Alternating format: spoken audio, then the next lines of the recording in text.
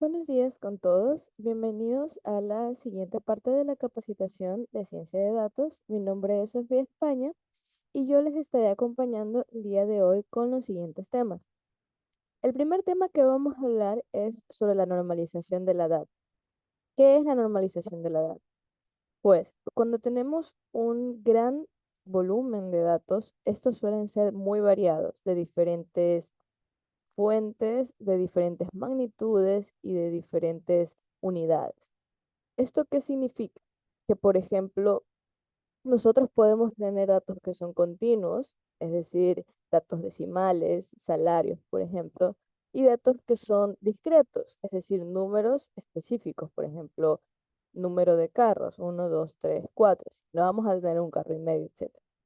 Esta diferenciación lo que nos permite ver es la diferente naturaleza de cada uno de los datos y que por eso nosotros tenemos que preprocesarlos antes de trabajar con los mismos.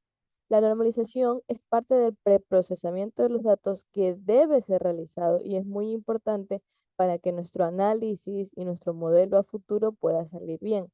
¿Por qué? Porque estos de aquí se basan en que nosotros tengamos ciertos parámetros cumplidos antes de pues llevar la data a los modelos. Y un modelo es tan bueno como lo es su data. Entonces debemos tener muy en cuenta esto, ¿verdad? Empezando con la normalización, nosotros tenemos que entender que se da para que los datos puedan tener el mismo peso numérico dentro del análisis. ¿A qué nos referimos con esto? Que, por ejemplo, si tenemos una data variada que tenga magnitudes muy elevadas y otras que no la tengan, no significa que una va a pesar más que la otra. Teóricamente no es así, sino que si las ponemos nosotros de esa manera en el modelo, pues el modelo normalmente lo va a ver así.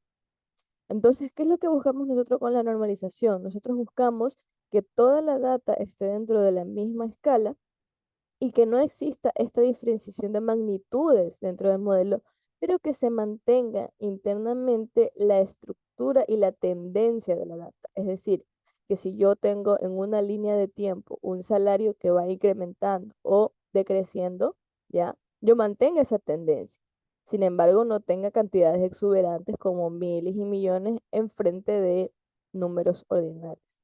El siguiente ejemplo nos podría explicar un poco mejor esto. Nosotros tenemos un dataset, ¿sí? Del salario de personas frente a al número de carros que tienen ellos, ¿sí? Nosotros queremos encontrar una correlación entre estos datos, pero como nos damos cuenta, pues el salario de una persona puede ser totalmente exorbitante al lado del número de carros que posee. Esto no significa que la columna de carros vaya a ser menos importante a tomar en cuenta a la hora de realizar el análisis. Entonces, viendo este ejemplo un poco extremo, nosotros nos damos cuenta de que es necesario normalizar la data para que al ingresar a nuestro modelo pueda ser tomada correctamente en cuenta. Si nosotros, por ejemplo, graficamos la data tal y como está, nos vamos a dar cuenta de esto, ¿sí? Nosotros podemos ver la tendencia y la media del salario de las personas y todo representado en la parte azul. Pero ¿qué pasa con el número de carros? Se pierde totalmente porque en comparación de magnitudes es totalmente ínfimo. Entonces aquí es donde nosotros vamos a trabajar con las técnicas de normalización. Dentro del análisis de datos existen varias técnicas de la normalización. Cómo escoger la más adecuada ya depende de la naturaleza de la data. Y esto es algo a lo que yo voy a hacer mucho hincapié. Nosotros vamos a tener una variedad de herramientas para todas las cosas que veamos de ahora en adelante, para la normalización, para la gráfica, para la limpieza de datos, etc.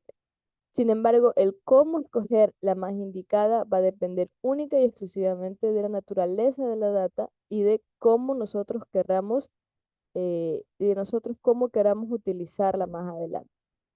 ¿Ya? Entonces, nosotros estamos viendo que tenemos aquí dos tipos de datos. Datos continuos, el salario de las personas, y datos discretos, que es el número de carros que ellos tienen. La primera técnica de normalización que nosotros vamos a ver es una que nos ofrece las librerías que nosotros importamos al inicio, ¿sí? La librería de sklearn. ¿sí? Nosotros importamos específicamente el modo de preprocessing. Ahora les quiero mostrar un poco cómo se ve la distribución de la data sin normalizar. Sin normalizar, nosotros podemos ver que claramente existe una media entre la parte de ingresos, ¿verdad? Que está entre los 10.000. ¿Sí? En este caso estamos trabajando con pesos mexicanos, si no me equivoco. ¿Sí? Podemos ver la distribución de la data, podemos ver que tenemos un valor máximo, podemos ver que tenemos un valor mínimo. En el caso de los carros, al ser su naturaleza discreta, tenemos esta distribución, por así decirlo, que no es una distribución propiamente. Pero vemos pues que solo hay números enteros. Podemos tal vez visualizar un poco, no de manera concreta, que existe una mayor concentración de carros, de un número de carros, de un carro, y luego podría ser de cero, pero no lo podemos decir con certeza. Entonces, para eso nosotros recurrimos a lo que es el histograma.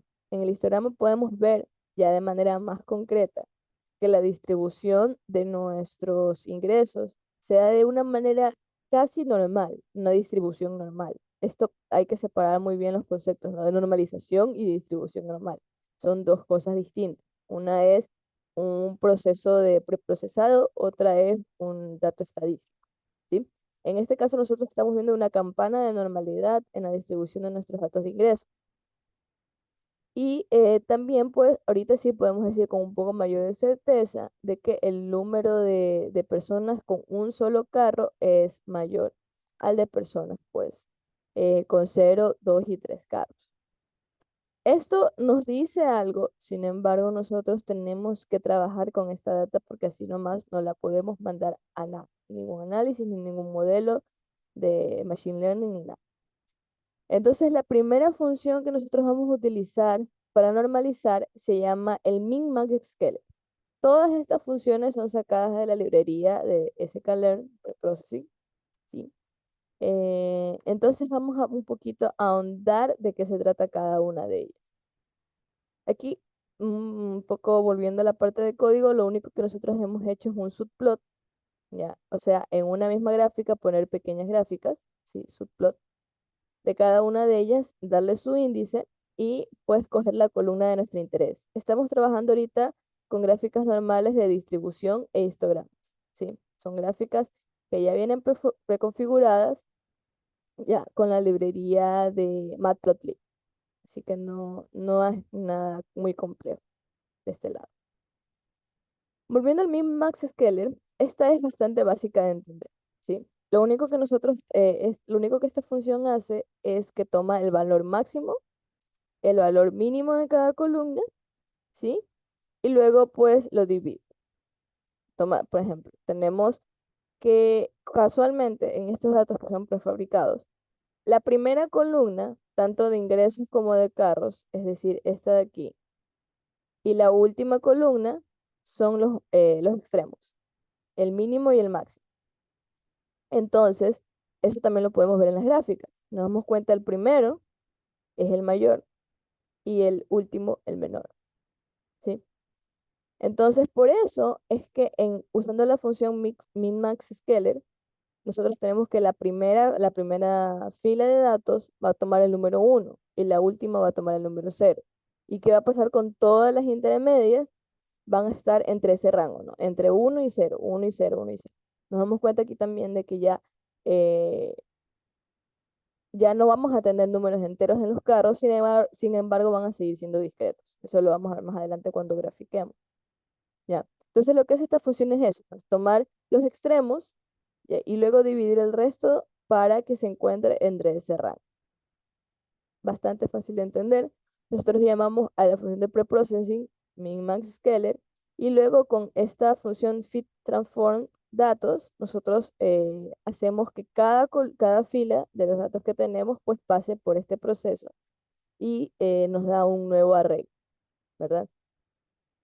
Otra de las funciones que nosotros tenemos para normalizar es la función norma vector. Esto ya se mete un poquito más con conceptos de álgebra lineal. Trataré de explicarlo lo más sencillo posible para que podamos entenderlo. En esta parte nosotros tomamos como que cada columna de nuestro dataset es un vector. Un vector es un arreglo de números, simplemente, ¿ya? Lo que hace aquí es tratar de sacar la norma de ese vector, ¿ya? Para poder hacer la normalización. ¿A qué nos referimos con la norma de ese vector? Pues existen muchas formas de sacar la norma del vector y especialmente con esta función. Nosotros le podemos mandar un parámetro específico para que pues sea distinto. Sin embargo, nosotros vamos a tomar la que viene por default, que es simplemente elevar cada dato al cuadrado y sumarlo y sacar la raíz cuadrada. Ese va a ser nuestro normalizador, por así decirlo. ¿Ya? Y luego cada uno de los datos va a ser dividido para ese normalizador que sacamos previamente. Es como que nosotros estuviéramos sacando la media, por así decirlo, ¿ya? Pero es distinto. Entonces, esa es la función aritmética que utiliza este normalizador. Ahora, se darán cuenta que nosotros aquí estamos trabajando con la transformada. Es por la naturaleza de la función. Entonces, primero, nosotros queremos que coja las columnas, pero la función por defecto toma las filas. Entonces, primero tomamos la transformada del arreglo de datos y luego, una vez que ya ha sido procesado, pues lo volvemos a su forma original. Otra cosa que podemos notar aquí es que a diferencia del min-max scaler, ya no tenemos que la primera fila es 1 y la última es 0. No, es distinto porque la naturaleza de la función es distinta. También nos damos cuenta de algo bastante peculiar, que entre 0 y 1, estos están mucho más comprimidos alrededor del 0. Eso lo vamos a poder ver más claro luego en las gráficas, ¿sí? Pero esta función comprime mucho más los datos. Mantiene la tendencia, pero los comprime. Esto no necesariamente es lo mejor porque no siempre nos va a dar el mejor resultado, ¿sí? Este tipo de normalizador lo podemos utilizar cuando nosotros tengamos data que está demasiado expandida. ¿A qué me refiero con data que está demasiado expandida? Cuyos valores no se mantienen en un rango fijo, sino que, por ejemplo, al inicio tenemos rangos de 10, rangos de 20, luego rangos mayores, etcétera. Entonces, a eso es a lo que nos referimos con data expandida, que no tiene esta campana de normalidad que tenían los ingresos, por ejemplo, y luego nosotros tenemos que buscar, pues, comprimirla más para poder analizarla mejor. Por último, nosotros tenemos lo que es la desviación estándar. La desviación estándar o la estandarización, el estándar scaler, busca que nuestros datos tengan una media de 0 y una desviación estándar de 1. ¿A qué nos referimos con media de 0? A que todos los datos, la mayor parte de los datos, la media esté en el 0. Es decir, ya no vamos a distribuir entre 0 a 1 el máximo y el mínimo, no, sino que vamos a buscar que la media de los datos se centre en el 0 y que ahí se disperse a partir de eso. Por eso es que la concentración está mayor en el 0. Y una desviación estándar de 1 es lo mismo, que la desviación estándar de estos datos buscamos que sea de máximo 1. Ahora, aquí tenemos una pequeña variación de este estándar scaler, que es el robust scaler. Esto ahorita nos vamos a meter un poquito con otro concepto estadístico, que es el rango intercuartílico. El rango intercuartílico es la parte de que nosotros dividimos la data en cuartiles. Los cuartiles son los 25, 50 y 75%. O sea, del 100% lo dividimos en 4 básicamente. Y luego nosotros vamos a tomar esos rangos, o sea, de la mayor concentración de los datos, vamos a ver las que están más cerca obviamente, del 50%, del 25% y del 70%, 75%, perdón. Entonces, esto de aquí, este robust scaler, lo que busca es que del rango intercuartílico se divida para la desviación estándar de la data. Es un resultado parecido al del estándar scaler, pero ligeramente diferente. Y ya vamos a ver por qué. Viendo los datos, podemos encontrar algo bastante peculiar, que es que estos de aquí ya no se encuentran entre 0 y 1, ¿ya? A diferencia de los que vimos previamente, esta normalización de aquí no busca estar entre 0 y 1, sino que va a tener números negativos. O sea, ya no vamos a tener un rango totalmente definido, sino que vamos a tener también números negativos. O sea, vamos a acortar un poco la data, la vamos a tener en la misma magnitud, Sin embargo, no va a estar entre 0 y 1. Vamos a tener números negativos, números positivos, obviamente, porque estamos buscando que la mitad sea el 0. Si buscamos que la mitad sea 0, en el estándar Scalar, por ejemplo, vamos a tener números negativos, vamos a tener números positivos. Lo mismo en el robust Scalar. Lo que sí podemos notar es que los extremos, como vimos, que eran la primera y la última fila, van a estar distintos. O sea, el extremo máximo, por ejemplo, 4, en el robust Scalar va a ser 3. Y así en la última fila, van a estar más cercanos al 0. ¿Esto por qué se da? Porque al ser el rango intercuartílico más cerrado, también estamos cerrando el rango que va a tomar la data, ¿sí? El rango intercuartílico va a ser otro concepto que vamos a retomar más adelante cuando veamos los outliers. Si ustedes no están tan familiarizados con ese concepto, rápidamente les comento, los outliers simplemente son data aberrante. ¿A qué nos referimos con eso, con data aberrante? A que, por ejemplo, nosotros tenemos personas que ganan entre 5.000 a 10.000 dólares, ¿ya? Y entre ese rango se maneja nuestra data. Ahora, ¿qué pasa si viene alguien que gana 300 o que gana 1 millón? Es una sola persona, pero muchas veces estos datos aberrantes, estos datos atípicos, tan salidos de la normalidad o del rango normal que tiene nuestra data, hace que nuestros modelos se dañen, ¿ya? Por eso también otra parte importante del preprocesamiento es que nosotros podamos eh, limpiar la data de outliers, ¿ya? Porque hacen que nuestra data se descomponga. Por ejemplo, si nosotros pasamos una data con outliers a toda esta normalización, obviamente se nos va a, a cambiar totalmente, porque está tomando cada uno de los valores, ¿ya? Eso es otra cosa importante. Entonces, el rango intercuartílico también se utiliza como técnica para que nosotros podamos eliminar outliers mediante técnicas que probablemente vamos a ver más adelante. Continuando, ¿no? Entonces, ya vimos nosotros 4 técnicas distintas de normalizar. Ahora vamos a ver cómo se comparan estas técnicas gráficamente. Aquí lo que vamos a hacer es simplemente plotear la data, ¿verdad? Tanto de cada uno de los procesos que hicimos, ¿no? El min-max, el normalizer, el estándar y el robust. Los vamos a plotear en una sola y vamos a ver cómo se comporta. Entonces, con referente a los ingresos, vamos a ver lo siguiente. Ustedes podrán ver que el histograma se ve igual al inicio, pero veamos la escala. Este es el original, ¿sí? Estaba entre 0 y 20.000, por así decirlo. Ya. Ahora tenemos el min-max scaler. Como lo predijimos, ahorita va a estar entre uno y 0. ¿Sí? La tendencia se mantiene. Es justamente lo que estamos buscando. Que se mantenga la tendencia, que se mantengan las relaciones entre los datos, etcétera. Pero que la escala cambie para que nosotros podamos compararla con otro tipo de datos. Entonces, ahorita la escala cambió. Está entre 0 y 1. La tendencia se mantiene totalmente. Acá, como vemos en el normalizador, está muy cerca del 0. Si ven, ya tenemos 2 cifras decimales. Entonces, todos los datos están súper, súper aplanados, muy cerca del 0.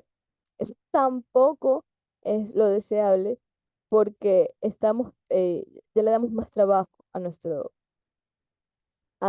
modelo, ya, al tener que ya buscar relaciones tan mínimas, así tan pequeñas. En el estándar Scalar y en el robust Scalar, como vimos, tenemos números positivos y negativos.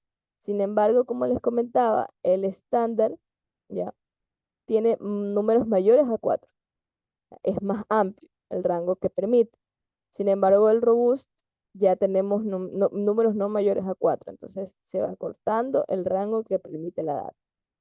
Ya ahí el uso de cada uno de ellos, como les digo, depende de la naturaleza de la data y de la función que se le quiera dar, de la, del resultado final que uno esté buscando. Vemos como en el histograma lo mismo, ¿no? Se mantiene la campana de normalidad, simplemente cambian los rangos que tienen cada una de las funciones de normalización. Ahora veamos un poco cómo se comporta la columna de carros, ¿sí? A pesar de toda la transformación, los datos van a seguir siendo discretos. O sea, vamos a seguir teniendo un número fijo de datos, no van a haber datos intermedios, ¿verdad? Entonces, por eso podemos ver este tipo de, de comportamiento. Vemos igual, ¿no? Que la distribución se mantiene, sin embargo, cada una de